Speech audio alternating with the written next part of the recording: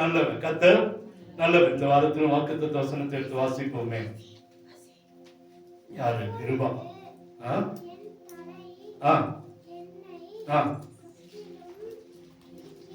இருக்கிற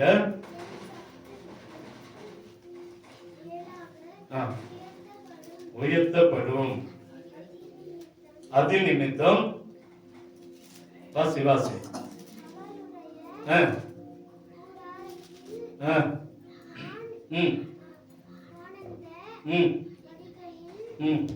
பலிகளை இட்டு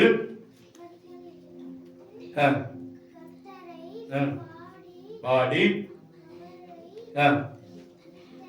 கீர்த்தனை பண்ணுவேன். அப்படியே கண்களை முழுவமா.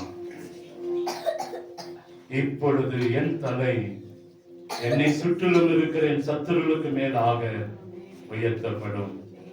2வது மாதத்திலே கர்த்தருடைய வாக்குத்தத்தம் அதுதான்.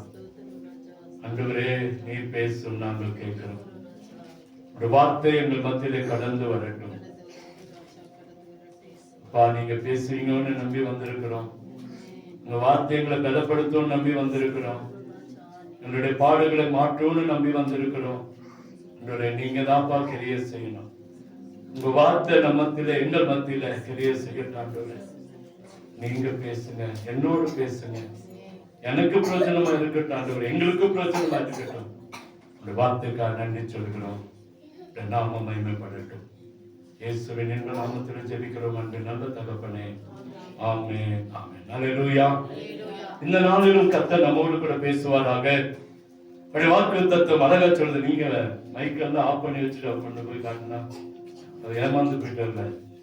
கிருபா, அப்படித்தானே கிருபா? மைக் சவுண்டே வரல தானே? கொஞ்சம் வரலையா? வரல. பத்தியா, அந்த பொண்ணு அவ்வளவு இதா பண்ணக்கூடாது. எப்படி அழகா வாசிக்கிறேன்னு வந்திருக்கு. மைக்கு போட்டு அடுத்த வர வாசிக்கலாம். சரி, கர்த்தர் நல்லவர், கர்த்தர் நல்லவர். இந்த நாள்ல அருமையான பிள்ளைகளுக்கு ஏன் சண்டை கிளாஸ் சொல்றா வாசிக்கட்டும், ஒவ்வொருத்தர் பேரை சொல்லி அவங்க வாசிக்கட்டும் அப்படின்னு சொல்லி கொண்டு இருக்கிறோம். ஆகவே இன்னைக்கும் ஆண்டவர் நம்மோடு கூட என்ன செய்வாராங்க பேசுற. அழகா சொல்றாரு, என் தலை எப்பொழுது, இப்பொழுது என் தலை என்னை சுற்றிலும் இருக்கிற யாருக்கு முன்பாக, யாருக்கு முன்பாக? சத்துருக்களுக்கு முன்பாக என்ன செய்யும்? மேலாக உயர்த்தப்படும். அல்லேலூயா. வேதாகமத்துல நிறைய பேரை பார்க்கிறோம். அந்த குடும்பத்துக்கு முன்பாக, ஜனங்களுக்கு முன்பாக நம்ம போன 3 வாரமா அதை தொடர்ந்து பார்த்தோம். யாருக்கு முன்பாக எல்லாம் கர்த்தர் நம்முடைய தலை உயர்த்துவார், யாருக்கு முன்பாக எல்லாம் நம்முடைய தலை உயர்த்தப்படும் அப்படின்னு சொல்லி நம்ம ஒரு பெரிய காரியத்தை 3 வாரமும் பார்த்து இருக்கிறோம். இந்த வாரமும் நம்ம பார்க்க போறது, ஆண்டவர் நம்ம தலையை உயர்த்தணும்னா நீங்களும் நானும் என்ன செய்யணும்? நீங்களும் நானும் என்ன செய்யணும்? அதான் செய்தி. நம்ம தலை உயர்த்தப்படணும். நம்ம தலை எல்லா ஜனங்களுக்கும் மேலாக கர்த்தர் மாற்றணும் அப்படின்னா நாம என்ன செய்யணும்? தெரிஞ்ச ஒரு சில சம்பவங்களை நான் உங்களுக்கு முன்பாக மீண்டும் வைக்க விரும்புகிறேன். நான் எத்தனை காரியங்கள் சொன்னாலும் அது மனதில் என்ன செய்யணும்? பதிய வேண்டும். அல்லேலூயா. இப்ப முதலாவது கர்த்தருடைய வார்த்தை என்ன சொல்லுகிறது அப்படின்னா, ஆதியாகம புத்தகம் 12ஆம் அதிகாரம் முதல் வசனத்தை எடுத்து வாசிங்களேன். ஆபிரகாமுடைய தலை எல்லா ஜனங்களுக்கு முன்பாக உயர்த்தப்பட காரணம் என்ன அப்படின்னா, நோக்கி நீ உன் தேசத்தையும் உன் இனத்தையும் உன் தகப்பனுடைய வீட்டையும் விட்டு புறப்பட்டு நான் உனக்கு காண்பிக்கிற தேசத்துக்கு போ. தேசத்துக்கு போ. நான் உனக்கு காண்பிக்கிறேன். நான் உனக்கு ஒரு ஆசீர்வாதத்தை வைத்திருக்கிறேன். நான் உனக்கு ஒரு நன்மையை வைத்திருக்கிறேன். அந்த தேசத்துக்கு போன்ற, அந்த தேசத்துக்கு நிறைய நேரத்துல நமக்கு அது தெரியுது. ஆண்டவர் ஏன் நம்மளை போக சொல்றாரு? ஏன் நம்மளை ஆசீர்வதிக்கணும்? ஏன் நம்மோடு கூட ஆண்டவர் வரணும்? இப்ப சொல்றாரு, உன்னை ஆசீர்வதிக்க போறப்பா. உன்னை நான் என்ன செய்யறேன்? ஆசீர்வதிக்க போற. ஆசீர்வாதத்துடைய அர்த்தம் தெரியுமா? தெரியுமா? ஆசீர்வாதத்துடைய அர்த்தம் என்ன சொல்லுங்களேன்? blessing. blessing-ஓட அர்த்தம் என்ன? கிருபை. கிருபையோட அர்த்தம் என்ன? நான் கேட்கிறது ஆசீர்வாதத்துக்கு அர்த்தம் என்ன? blessing. அது இங்கிலீஷ்ல, இது தமிழ்ல.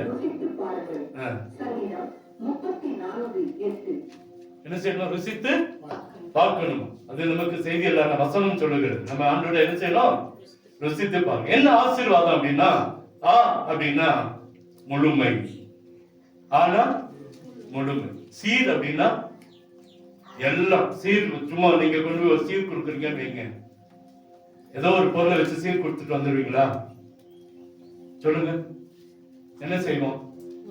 முழுமையான ஒரு காரியத்தை கொடுப்போம், அப்படிதானே? சீர் அப்படின்னால என்னது? சொல்லுங்க பாக்கியா. சீர்னா என்ன? தட்டு நிரம்பி இருக்கணும், அப்படிதானே?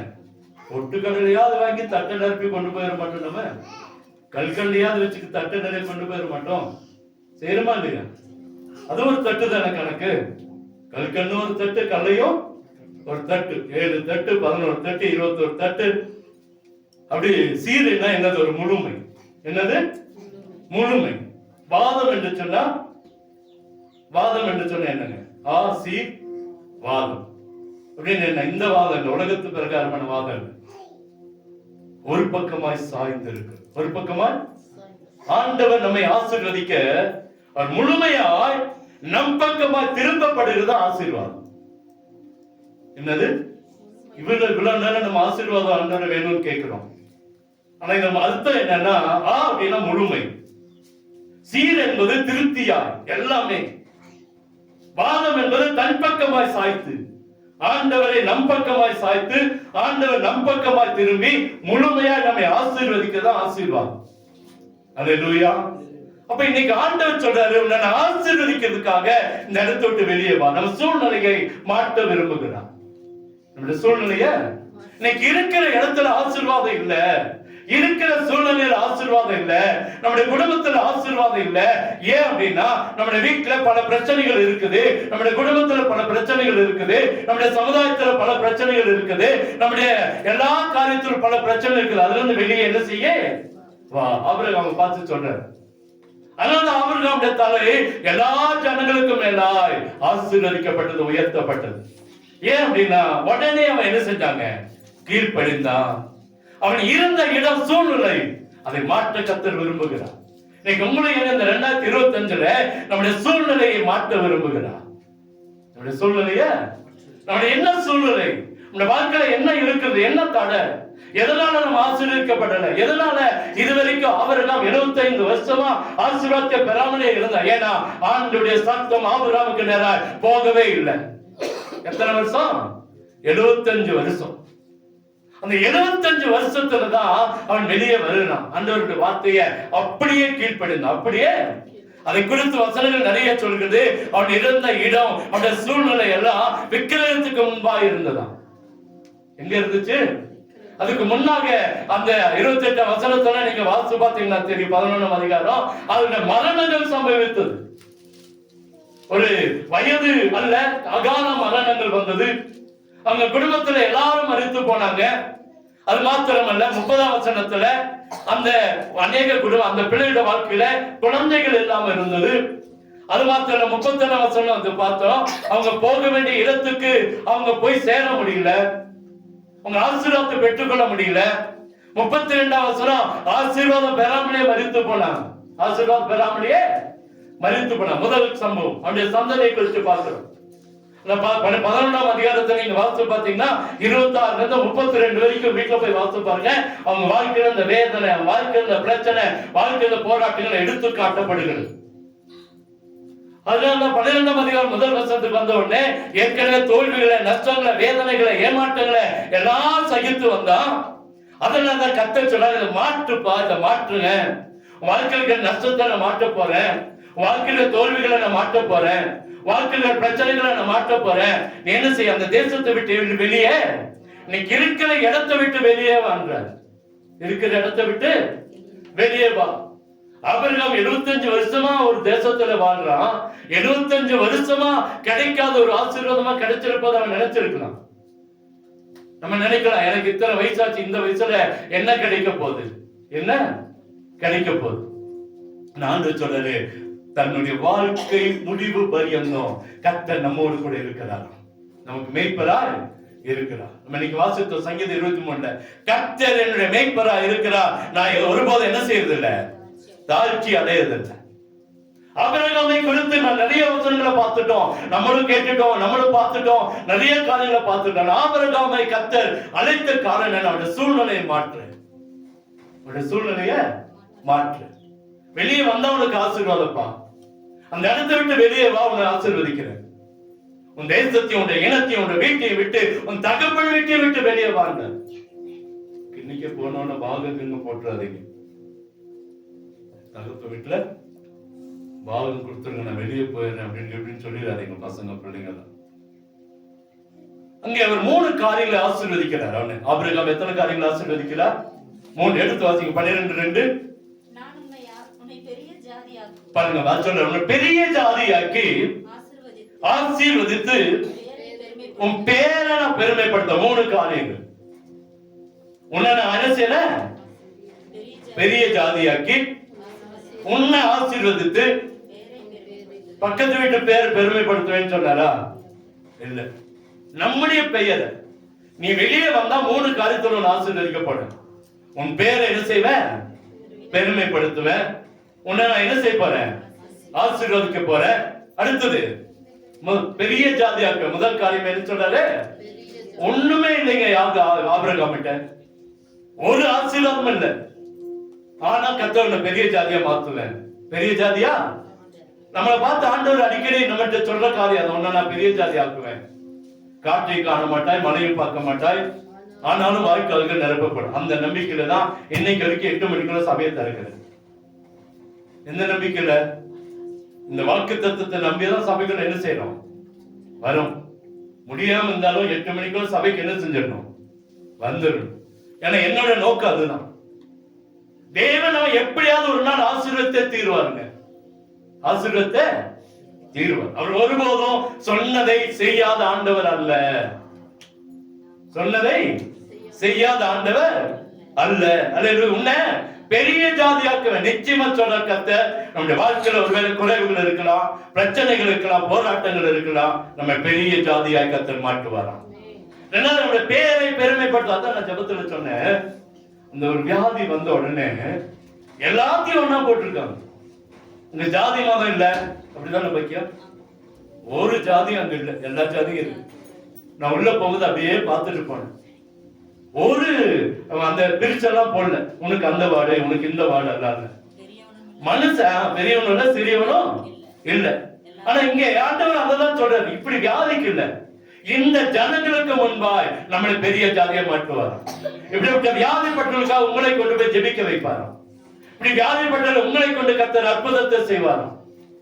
ஆச்சரியமா இருக்கா இல்லையா? நீங்க போய் ஜெபிக்கும் போது என்ன நடக்கணும்? கேன்சர் மாறணும், எய்ட்ஸ் வியாதி என்ன செய்யணும், மாறணும். கர்த்தர் அதுக்காக அழைச்சிருக்கிறார். நம்மளை கர்த்தர் மேலான காரியத்துல கொண்டு போய் வைக்கணும்னு ஆசீர்வாதம் மாத்திர கணக்குல வந்துடக்கூடாது. எனக்கு ஒரு நல்ல வீடு, எனக்கு ஒரு நல்ல வண்டி, எனக்கு ஒரு நல்ல சூழ்நிலை, அது அல்ல. இதை காட்டிலும் நம்மை கர்த்தர் அநேக ஜனங்களுக்கு முன்பாய் பயன்படுத்த விரும்புகிறார். அல்லேலூயா. நீங்க ஜெபிக்கும் போது அந்த அற்புதம் என்ன செய்யணும், நடக்கும். நிறைய காரியங்களை சொல்றேன். இந்த 2 மாசமா அநேக வீடுகள் கடந்து போனோம், அநேக ஏரியாக்கள் கடந்து போனோம். போகிற வீட்டுல ஒரு நல்ல திருப்தியான சாட்சியை கேட்க முடிந்தது. அல்லேலூயா. ஏன் அப்படின்னா நம்ம ஜனங்கள் தான் அதை மறந்துடுறாங்க. ஆனா வெளியாட்கள்லாம் போன் பண்ணி பேசுறாங்க, பாஸ்டர் இப்படி இருந்துச்சு, இப்படி ஆயிடுச்சு, இப்படி நடக்குது, இப்படி காரியங்கள் ஆகுது.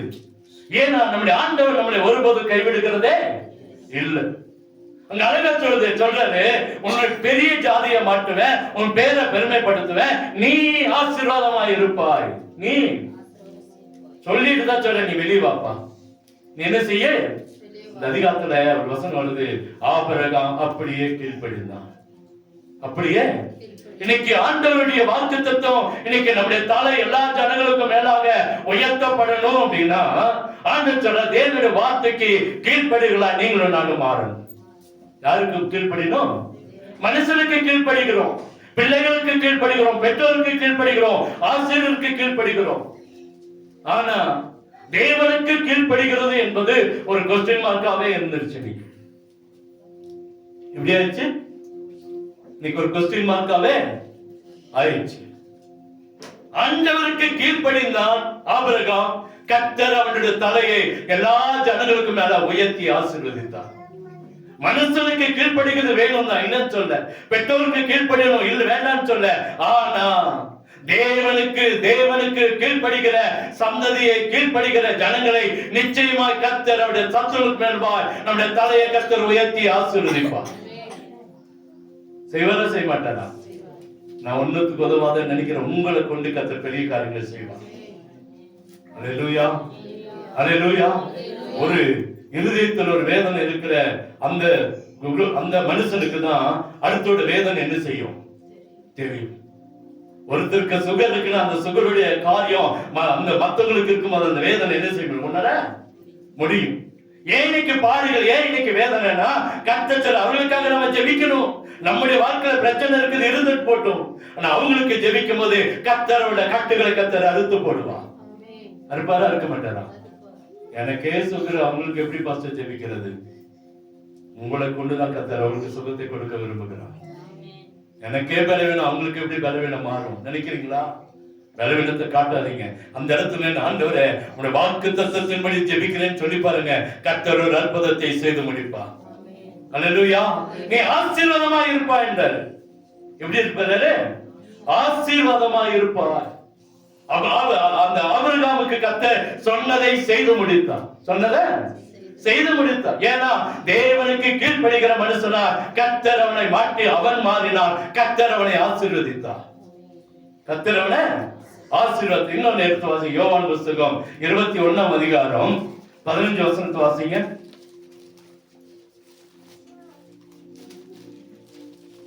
யோவான் 21:15. அவர்கள் போஜனம் பண்ணின பின்பு இயேசு சீமோன் பேதுருவை நோக்கி யோனாவின் குமாரனாகிய சீமோனே, இவர்கள் அதிகமாக என்னிடத்தில் அன்பாய் இருக்கிறாயா என்றார். போதுமா? அடுத்தது முதல்ல கீழ்ப்படிதல், இரண்டாவது தேவனிடத்தில் அன்பு தேவை. எல்லாரையும் விட்டுட்டு பேதுரை பார்த்து கேட்கிறாரு, சீமோன் குமாரனாகிய யோனாவின் குமாரனாகிய சீமோனே, நீ என்னில் போன 2 வாரத்துக்கு முன்னாடி பார்த்தோம், இன்னைக்கு அதை குறிச்சு பார்க்கிறோம். அன்று சொல்றாரு, யோனாவின் குமாரனாகிய சீமோனே, நீ என்னில் அன்பா இருக்கிறாயான்ற. யார் இடத்துல அன்பு? நம்ம இன்னைக்கு நிறைய அன்பு வெளியெல்லாம் செலுத்திடுவோம். ஆனா தேவனிடத்தில் இருக்கிற அன்பு குறைந்து போய் இருக்கிறது என்பதை நம்ம மறந்து விடக்கூடாது.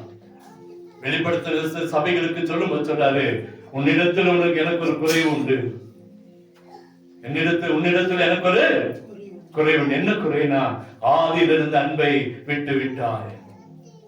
விசுவாசிகளை பார்த்து, தேவ பிள்ளைகளை பார்த்து கர்த்தர் சொல்லிக் கொண்டிருக்கிறார், ஆதியில இருந்த அன்பை நம்ம விட்டு விட்டோம். அதிலிருந்து அன்பை விட்டுட்டோம். ஆதியிலிருந்து அன்பு உங்களுக்குள்ள எனக்குள்ள கிரியை செய்யும் என்று சொன்னா, இன்னைக்கு இப்படிப்பட்ட சூழ்நிலையில் நம்ம இருக்க வேண்டிய அவசியம் இல்லை. இன்னும் நம்ம ஆசீர்வதிக்கப்பட்டிருப்போம். இன்னும் நம்ம எதுக்காக சொல்றாருங்க, உன்னை நான் ஆசீர்வதிக்கிறேன். இல்லப்பா இது எனக்குன்னு சொன்னாரா? எங்கேயுமே சொல்ல. வேதத்துல பாருங்க, எனக்காக நீ இப்படி தியாகம் பண்ணு, எனக்காக நீ இருக்கு, உனக்காக தான் சொல்ற, நமக்காக தான் சொல்றாரு. ஆபிரகாமை பத்தி நீ ஆசீர்வதிக்கப்படுவ, உன் சந்ததி ஆசீர்வதிக்கப்படும், உன் பிள்ளைகள் ஆசீர்வதிக்கப்படுவாங்க. இந்த இடத்தை விட்டு வெளியே வா. கீழ்ப்படிந்தான். என்ன செஞ்சா?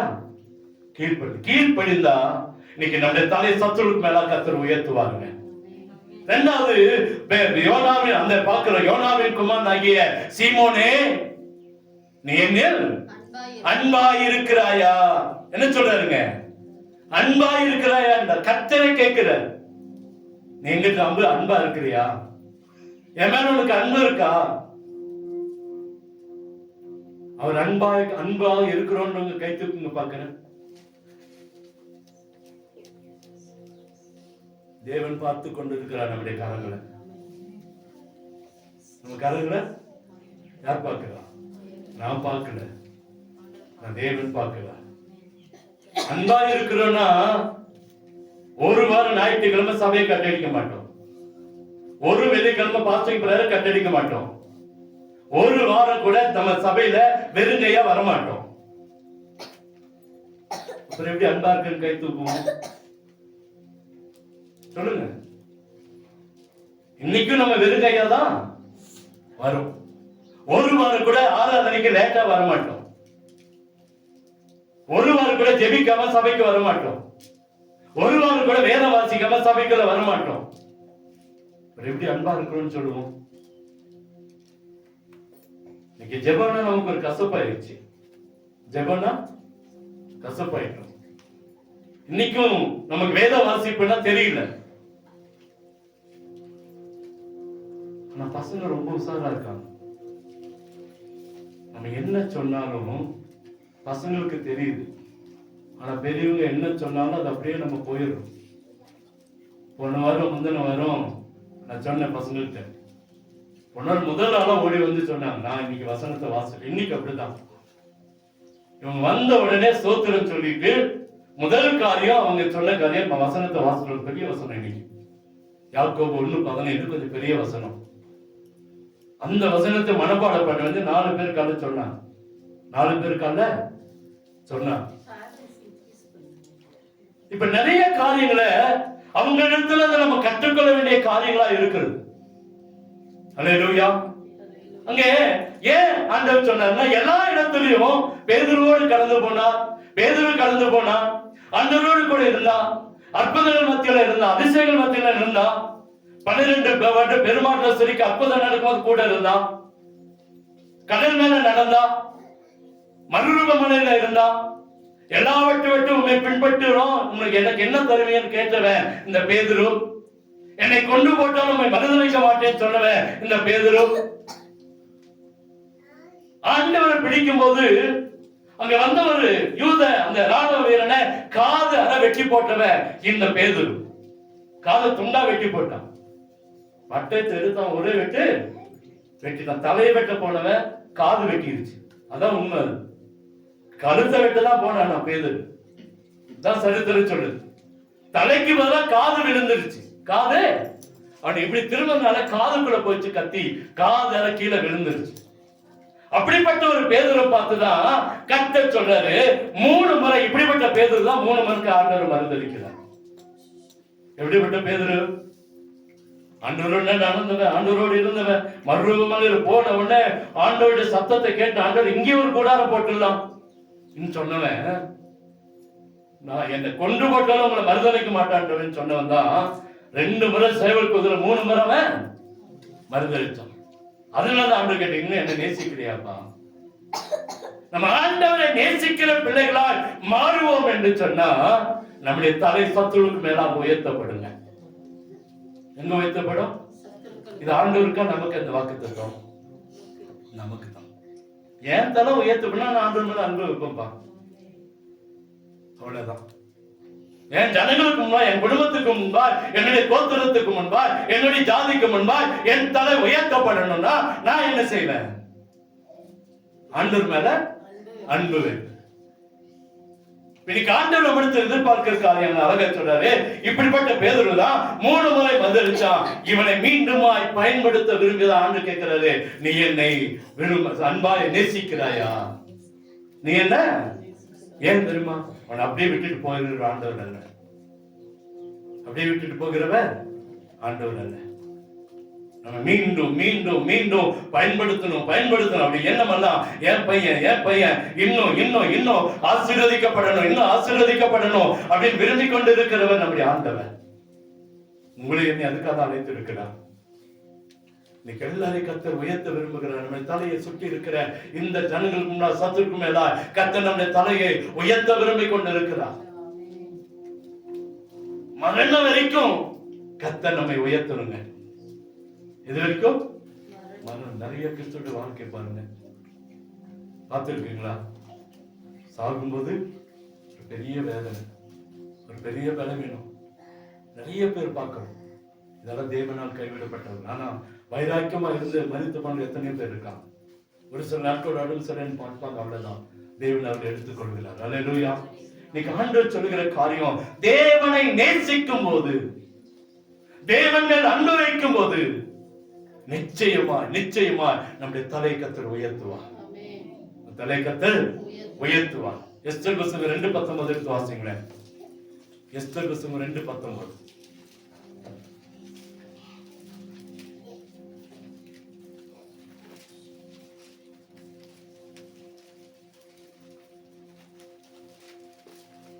எங்க இருக்குது? எடுத்து உங்க பக்கத்தை சொல்லுங்க. அடப்பா 600 வாசிங்க. கன்னிகைகள் சேர்க்கப்படும்போது மொர்தெகாய் ராஜாவின் அரண்மனை வாசலில் உட்கார்ந்திருந்தான். எஸ்தர் மொர்தெகாய் தனக்கு கர்ப்பித்திருந்தபடி. இவனை பார்க்கிறோம். இவன் எங்க இருக்கிறான் அப்படின்னா, எஸ்தர் இந்த மொர்தெகாய் அரண்மனை வாசல்ல ஒரு செக்யூரிட்டியா இருக்கிறான். என்னவா இருக்கிறான்? மூணாவது காரியம் எங்க பார்க்கிறோம், கர்த்தர் அவனை உயர்த்த. எங்க இருந்தவன? சாதாரண இடத்துல இருந்தவன கர்த்தர் கொண்டு போய் உயர்த்துக்கிறார். ராஜாவுக்கு பக்கத்துல, ராஜாவுக்கு பக்கத்துல. எவ்வளவு ஆச்சரியம் அப்படின்னா, அவன் வாசலை சரியாய் காத்தவன். வாசல் என்று சொன்ன என்னது? நம்முடைய ஆவிக்குரிய வாழ்க்கை. நம்முடைய ஆவிக்குரிய வாழ்க்கை, நம்ம சரீரத்தை எந்த பிசாசு உள்ளே போகாதபடிக்கு, எந்த நாசவாசங்கள் உள்ளே போகாதபடிக்கு, எந்த சினிமாவோ எந்த சீரியலோ எந்த சினிமா பாட்டோ உள்ளே போகாதபடிக்கு தன்னுடைய வாசலை காத்து கொண்ட மனுஷன் மொர்தெகாய். புரியுதா? வாசலை செக்யூரிட்டியா இருந்தான். அந்த அரண்மனைக்குள்ள ஒருவன் உள்ளே போக கூடாது. ஒரு முறை 2 பேர் உள்ள போயிட்டான். அந்த அதிகாரத்தில் வாசித்து பாருங்க, புரியும். 2 பேர் உள்ள போய் இந்த ராஜா மேல வன்மம் வைத்து இந்த ராஜாவை கொலை செய்ய பார்க்கிறாங்க. இந்த மொர்தெகாய் விடல. ராஜா செத்தா என்ன, நமக்கு என்ன? விடவே இல்லை. அரண்மனையை வாசலை காக்கிறவன் அரண்மனைக்குள்ள கடந்து போனா இந்த 2 பேரையும் அழித்து போட்டான். இது ராஜாவுக்கு தெரியாது, ஜனங்களுக்கு தெரியாது. ஆனா யாரோ ஒருத்தர் அதை பார்த்து தன்னுடைய ராஜாவுடைய நடவடிக்கைகள் புத்தகத்துல எழுதி வைத்திருக்கிறான். மொர்தெகாய் இப்படிப்பட்ட குணம் உள்ளவன். எந்த சத்துரும் உள்ள விட மாட்டான், எந்த தீங்கையும் உள்ள விட மாட்டான். அவன் தேவனுக்கு பயந்தவன், தேவனுக்கு உண்மையா இருந்தவன், உத்தமமாய் நடந்தான். அவனுடைய வாழ்க்கையில இருக்கிற நாள் வரைக்கும் அந்த வேலையை சரியாய் செய்தான் என்று எழுதி வைக்கப்பட்டிருந்தது. ஒரு நாள் வந்து ராஜாக்கு தூக்கம் வரல. அப்படியே உலாவுற அந்த அரண்மனையில அவனுடைய பெட்ரூம்ல, சரி அவனை அந்த படிக்கிற ஒரு ஆளை கூப்பிட்டான். ராஜாவுக்கு தூக்கம் இல்லை. ராஜாவுக்கு பிரச்சனைனா அவனுக்கு வாசிக்கிறதுக்கு, அவனுக்கு விடுகதைகளை சொல்லுவதற்கு அநேக ஆலோசனைக்காரர்கள் இருந்தாங்க அரண்மனையில். அதுல ஒரு 2 பேரை கூப்பிட்டப்ப அந்த நடவடிக்கைகள் புத்தகத்தை வாசிக்கும் போதுதான் தெரியுது, இப்படி மொர்தெகாய்னு ஒரு மனுஷன் இருந்தான். அவன் ஒரு நாள் ராஜா மேல வன்மம் வைத்து ராஜாவை கொலை செய்ய, ராஜாக்கே தெரியாது, உங்களை கொலை செய்ய வந்தாங்க. அப்போ அவங்களை அழிச்சு போட்டவன் இந்த மொர்தெகாய் அவன் இன்னைக்கும் செக்யூரிட்டியா காவல் காத்து கொண்டு இருக்கிறான். உடனே அவனுக்கு அதுக்குரிய பங்கு கொடுத்தீங்களா, அதுக்குரிய கணத்தை கொடுத்தீங்களா? இல்லன்னா இல்ல. யாரும் சொன்னாங்க? எல்லாம் சொன்னாங்க இல்ல. அவனுக்கு கிடைச்சல, கொடுக்கல. உடனே ராஜா அவனை 2ஆம் இடத்துல உயர்த்தினான். அதுக்கு முன்னாடி நிறைய சம்பவம் நடக்கு, தெரிஞ்சிருக்கும் உங்களுக்கு. அவனுக்கு முன்பா ஒரு 50 முழ ஒரு தூக்கு மரம் செய்யப்பட்டு இருக்கிறது. ராஜாட்ட உத்தரவு வாங்கி எப்படியாச்சும் மொர்தெகாயை கொண்டு போய் அந்த தூக்கு மரத்துல போடணும்னு ஒரு காரியம். 2வது அவனுடைய கோத்திரம் முழுமையா, அவன் யூத கோத்திரம் முழுமையா ஒரே நாளிலே அழித்து போட சட்டம் இயற்றப்பட்டிருக்கிறது. அந்த நாள் நெருங்கிக் கொண்டிருக்கிறது. சீக்கிரத்தில் யூத குலம் அழிக்கப்படும். ஒரே நாள்ல வெற்றி போய் எல்லா அந்த 129 தேசங்கள் இருக்கிற எல்லா யூதர்களையும் அழித்து போட போறாங்க. அப்படிப்பட்ட ஒரு சூழ்நிலை. இவனை கொலை செய்ய ஒரு தூக்கு மரம் செய்யப்பட்டிருக்கிறது. எல்லா அழிவுக்கு போற நேரத்துல கர்த்தர் அவன் தலையை கர்த்தர் உயர்த்தினார். ஏன் தெரியுமா? அந்த அரண்மனையை சரியாய் காத்தவன். உங்க வீட்டையும் உங்களையும் சரியாய் நடத்தினா நிச்சயம் உங்க தலையை கர்த்தர் உயர்த்துவார். அல்லேலூயா. ஆண்களே, பெண்களே, வாலிபர்களே, உங்க இருதயத்தை, உங்க வீட்டை, தேவனுடைய ஆலயமாகிய தேவ சபையை, தேவனுடைய வீட்டை காத்துக்கொள்ளும் பொழுது அது சபை அல்ல, நம்ம உடல், நம்முடைய இருதயம், நம்முடைய இருதயத்தை சரியாய் காத்துக்கொள்வோம் என்று சொன்னால் எல்லா ஜனங்களுக்கு முன்பாய் நம்முடைய தலை உயர்த்தப்படும். சாதாரண வேலை தான், செக்யூரிட்டி வேலை. ஆனா அவன் உள்ள ஒருவரையும் தீங்கு உள்ள போகாதபடிக்கு காத்து கொண்டான். அல்லேலூயா. கர்த்தரால செய்ய முடியாத காரியம் எதுவுமே இல்ல. நீதிமொழிகள் எடுத்து வாசித்து பார்த்தீங்கன்னா 4ஆம் அதிகாரம் நினைக்கிறேன், ஒரு வசனம் எனக்கு ஞாபகம் இருக்கிறது. 4ஆம் அதிகாரத்துல கடைசி பகுதியில ஒரு காரியம் இருக்கும். அதான் அது வாசிங்க. அது இல்ல, மேல 20 வாசிங்க. என் மகனே, என் வார்த்தைகளை கவனி, என் வசனங்களுக்கு உன் செவியை சாய். அவைகளும் கண்களை விட்டு பிரியாது இருப்பதாக, அவைகளும் இருதயத்தோடு காத்துக்கொள். அவைகளை கண்டுபிடிக்கிறவர்களுக்கு அவைகள் ஜீவனும் உடலுக்கெல்லாம் ஆரோக்கியமா. எல்லா காவலோடும், இதான் ரொம்ப முக்கியங்க, எல்லா காவலோடும் இருதயத்தை அதனிடத்து இந்த ஜீவ ஊற்று என்ன செய்யும், புறப்படும். எல்லா காவலோடும். யார் பார்க்க போறா, யார் செய்ய போறா அப்படியெல்லாம் இல்ல, எல்லா காவலோடும் இருதயத்தை நம்ம என்ன செய்யணுமா. முர்தெகாய் அதை தான் செஞ்சான். அவனுடைய காவல் எப்படி இருந்துச்சுன்னா, ஒரு துஷ்ட மனுஷனும் உள்ளே வர முடியல, எந்த துஷ்டமான ராஜாவுக்கு முன்பா எழும்ப முடியல. அப்படியா கர்த்தர் அவனை ஆசீர்வதித்து வைத்திருந்தான். அவன் அப்படி நடந்தான். 3வது காரியம் சொல்றார், எல்லா காவலோடும் நம்ம இருதயத்தை என்ன செய்யணுமா, காத்து கொண்டா நிச்சயமா என்ன செய்யும், நம்ம கர்த்தர் எல்லா ஜனங்களுக்கு முன்பாக என்ன செய்வாங்க, உயர்த்துவார். அது லூக்கா 15:22 வாசிங்க.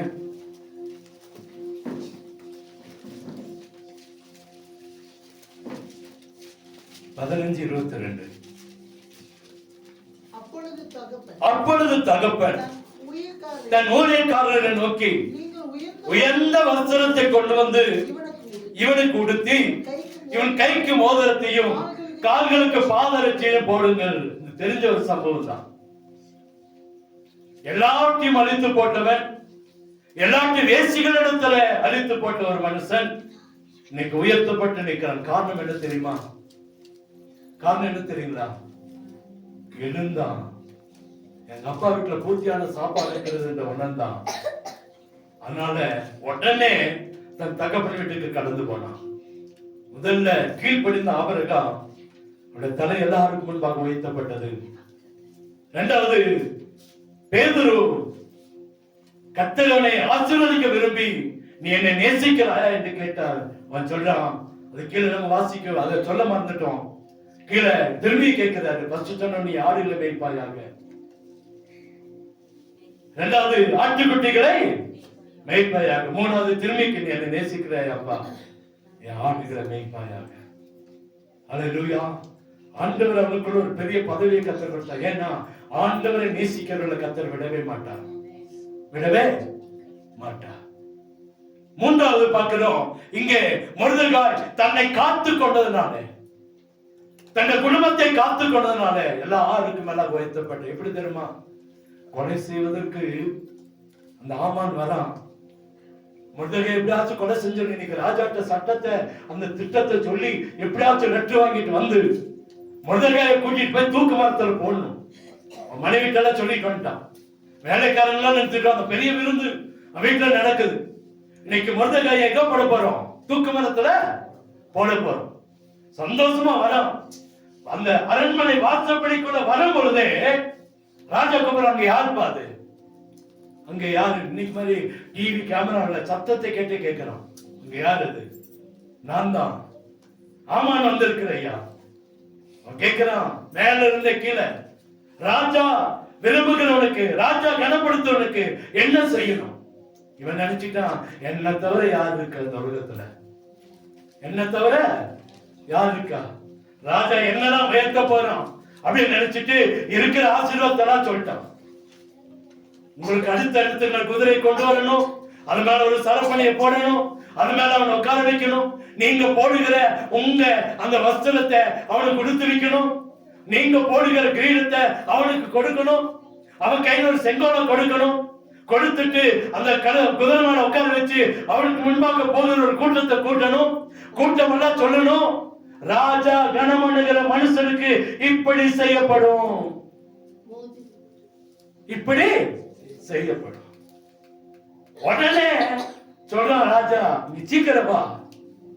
இவன் நினைச்சுட்டான், எனக்கு இன்னைக்கு ஒரு பெரிய மகிமை போல உடனே போய் நீ சொன்னது அத்தனையும் மொர்தெகாய்க்கு செய்ய, மொர்தெகாய்க்கு செய்ய. அவன் எங்க இருந்தான்? தன் இருதயத்தை காத்து கொண்டதுனால, தேவனுக்கு உண்மையா இருந்ததுனால, பரிசுத்தத்தை காத்து கொண்டதுனால, தேவனுக்கு முன்பாய், ராஜாவுக்கு முன்பாய் கர்த்தர் அவனை உயர்த்தினார். இங்க பாக்குறோம். நாலாவதா ஒரு உன்னை கூப்பிட்டு வரும்போது பாத்தீங்கன்னா அவன் வேதனையான ஒரு சூழ்நிலை வரான். ஆனா வந்த உடனே அங்க சொல்லப்படுகிறது, அவன் தகப்பன் அவனை கூப்பிட்டு என்ன சொல்றான்னா, அவனுக்கு என்னென்ன கொடுங்கன்றான். உயர்ந்த வஸ்திரத்தை கொண்டு வந்து இவனுக்கு உடுத்துங்க, இவன் கைக்கு மோதிரத்தை போடுங்க, காலுக்கு பாதரட்சை போடுங்க, ஒரு கொடுத்த கண்ட அடிங்க, கொடுத்த கால்நடைய கொண்டு வந்து அடிங்க, நாம புசித்து சந்தோஷமா இருப்போம். ஏன் தெரியுமா? நான் அவன் எழுந்து வந்தான். யாரிடத்துல வந்தான்? இன்னைக்கு 4 காரியங்களோடு முடிக்க விரும்புறேன். ஒண்ணு, தேவனுக்கு, தேவனுடைய வார்த்தைக்கு கீழ்ப்படுகிற ஆபிரகாமாய் மாறினான். அவனை ஆசீர்வதித்தார் கர்த்தர். தேவன் மேல் அன்பு வைக்கிறவனாய் பேதுரு மாறினான். கர்த்தர் அவனை உயர்த்தினான்.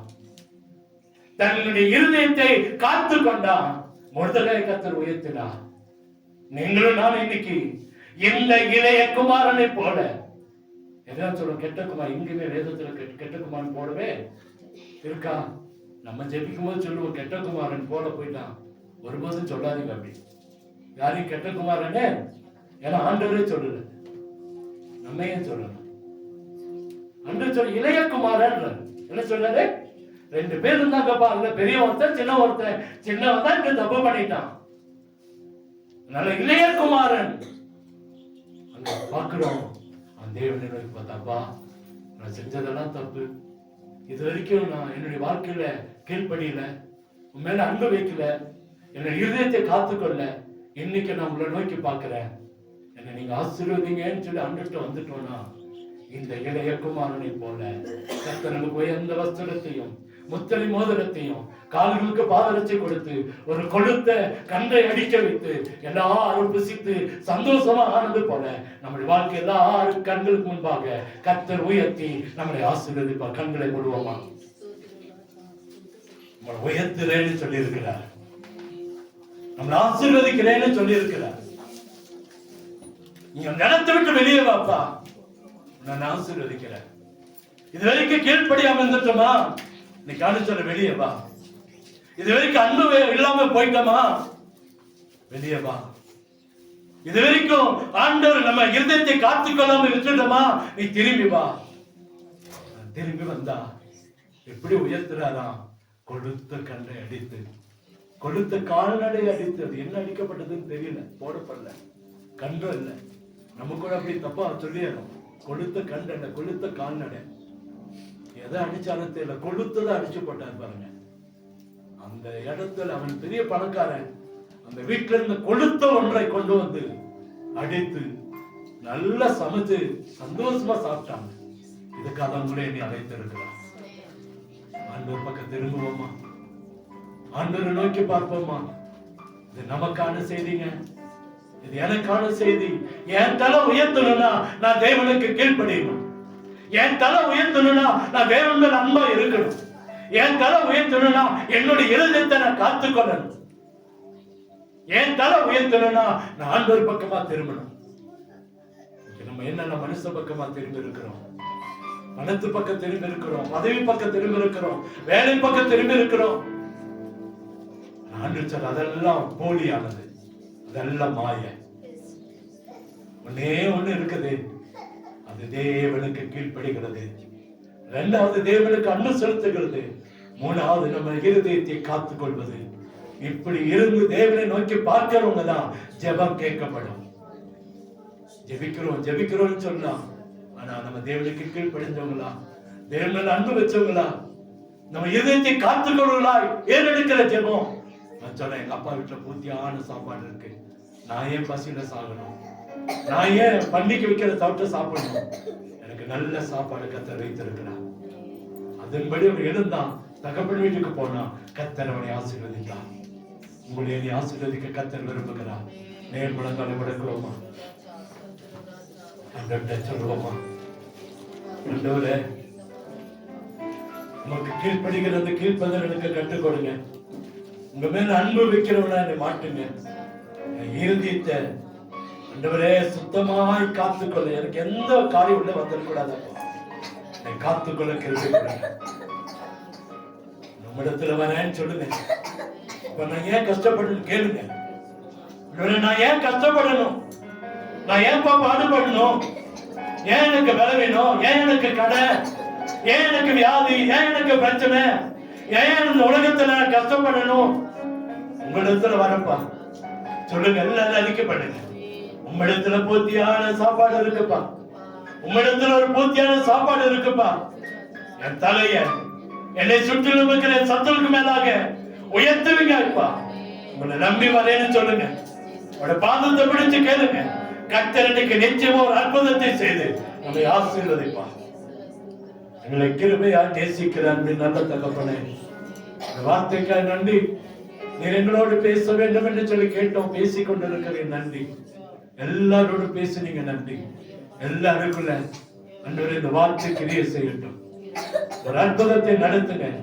இவர்களுடைய தலை எல்லாருக்கும் முன்பாக உயர்த்தப்படணும்னா நீங்க வைத்திருக்கிறதை நாங்கள் செய்ய எங்களுக்கு உதவி செய்யும். நாங்கள் அதில் உண்மை உத்தமமாய் இருக்க உதவி செய்யும். நன்மையானதை ஆசீர்வாதமானதை செய்தல்ல வேண்டும் என்று சொல்லி ஜெபிக்கிறோம். உங்க நாமம் மகிமைப்படட்டும். எல்லாருடைய கடன் மாறட்டும், வியாதி மாறட்டும், தோல்விகள் மாறட்டும், நஷ்டங்கள் மாறட்டும், இல்லாத நிலைமைகள் வறுமைகள் எல்லாம் மாறட்டும். அற்புதம் நடக்கட்டும். உங்க வல்லமை கடந்து வர வேண்டும் என்று சொல்லி ஜெபிக்கிறோம். எல்லாரையும் ஆசீர்வதிங்கப்பா. உன்னை ஆசீர்வதிக்கவே ஆசீர்வதித்து உன் பேரை பெருமைப்படுத்துவேன். நீ ஆசீர்வாதமா இருப்பா என்று சொன்னவர் அல்லவா? ஆசீர்வதித்து ஆபிரகாமை ஆசீர்வதித்தது போல உன்னை பெரிய ஜாதி ஆக்கி ஆண்டவரே உன்னுடைய எல்லையை பெரிதாக்குகிற ஆண்டவர், பெரிய ஜாதியாய் மாட்டுகிற ஆண்டவர். ஆசீர்வாதமா இருப்பா என்று சொன்னது ஏன்? நீ எல்லாரும் பெரியவனா இருப்பாங்க சொன்ன ஆண்டவர் நீதான் அப்பா. ஒரு அற்புதத்தை செய்து முடிக்க வேண்டும் என்று சொல்லி ஜெபிக்கிறேன். 2வது மாதத்தின் கடைசி வாரத்துல ஆசீர்வாதமாய் பிள்ளைகள் கடந்து போகட்டும். அற்புதமா கடந்து போகட்டும். ராஜ்யம் கட்டப்படட்டும். வீட்டில் இருக்கிற அப்பம், தண்ணீர், வருமானம், பொருளாதாரங்கள் ஆசீர்வதிக்கப்படட்டும். ஒன்றிலும் குறையில்லாம நிறைவானதை, மேலானதை, நன்மையானதை தந்தட வேண்டும் என்று சொல்லி ஜெபிக்கிறோம். நாமம் மகிமைப்படட்டும். இயேசுவின் இன்ப நாமத்தில் ஜெபிக்கிறோம். அன்று நல்ல தகப்பனே. ஆமென், ஆமென்.